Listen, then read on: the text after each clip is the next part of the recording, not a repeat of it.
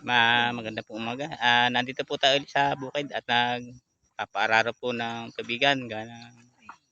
Yung una pong tanim may nabura gawa nung ibon. At kaya po pinaararo po ulit. Tataniman na naman ng bago, panibagong gastos. Kaya ganyan yan po ang pagsasaka. Minsan hindi mo masabi na darating kayang kainin ng ibon lahat ng palay. Kaya ito po, paararo ulit ng bago. Tataniman uli ho. Panibago na naman ang gastos to. Kaya ganyan po talaga. Ito papakikita ko na po sa inyo. Ayan po yung aking apo. Ayan. Mag-iihaw na naman po tayo ng, ng kamote. Siya pong pamerienda. Ayan po yung aking pinaararo. Ayan po yung ating pananim. Ayun po. Nilagyan ko na lang para po huwag kainin ulit ho ng ibon. Talagang kasama po ang ibon sa pagpapalay. Malakas po silang kumain ng pag gutom na gutom.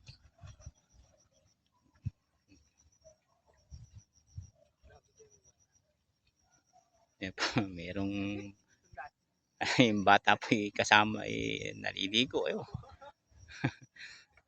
Talaga, ginawang swimming pool po yung tubigan. May kasama pang kabayo. Tonto po. Hindi na rin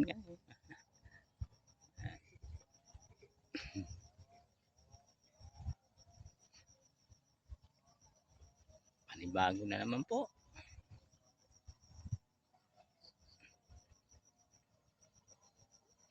Ayun, yung bata ko pagpanggapang.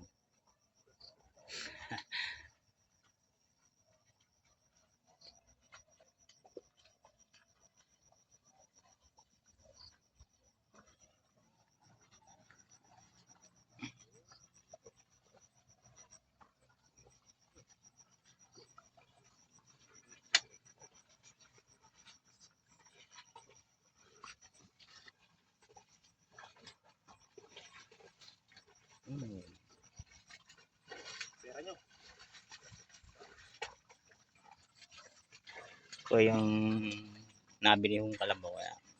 Nagamit po namin sa pag-aaral.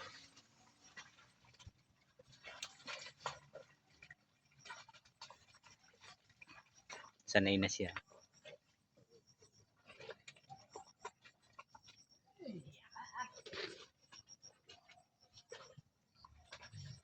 Mabait, pati ho siya. Laki.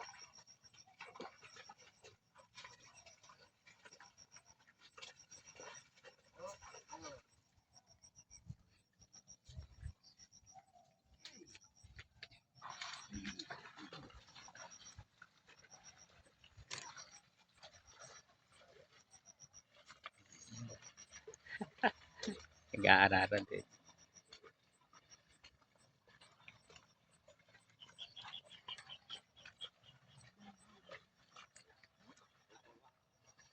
Ayun. Nako, naglusong na ho yung kabayo. Takbo.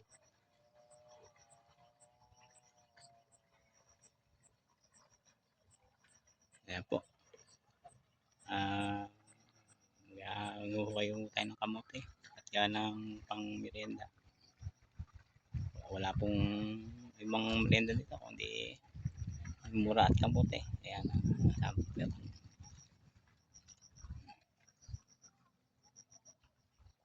ayan po yung mga kamote.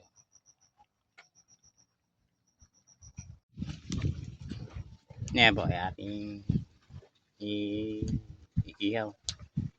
Ito po ang meriendahin namin. Maglalaban po natin. Sasalang na natin.